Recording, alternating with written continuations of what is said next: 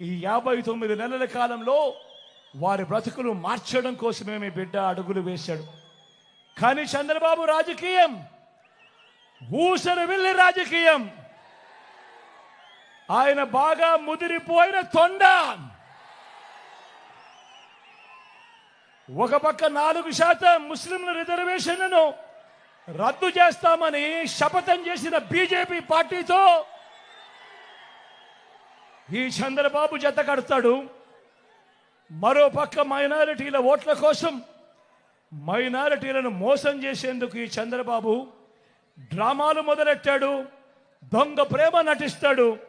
కానీ 4% రిజర్వేషన్లను మైనారిటీలకు రద్దు చేస్తామంటా ఉన్న బీజేపీతోనే కొనసాగుతాడట ఈ చంద్రబాబు. మరి ఇంతకన్నా ఊసర వెళ్ళి రాజకీయాలు ఎక్కడైనా ఉంటాయా అని అడుగుతా ఉన్నాడు మీ బిడ్డ. నేను చెప్తా ఉన్నా, 600 అయినా 106 అయినా 4% రిజర్వేషన్లు ఉండి తీరాల్సిందే. ఇది మీ జగన్ మాట. ఇది వైఎస్ఆర్ బిడ్డ మాట.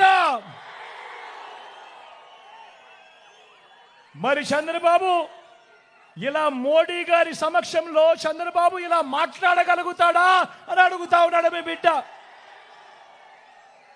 మరి మైనారిటీల రిజర్వేషన్లను రద్దు చేస్తామన్న తరువాత కూడా ఎన్డీఏలో ఎందుకు కొనసాగుతా ఉన్నాడు ఈ చంద్రబాబు అని అడుగుతా ఉన్నాడు మీ బిడ్డ.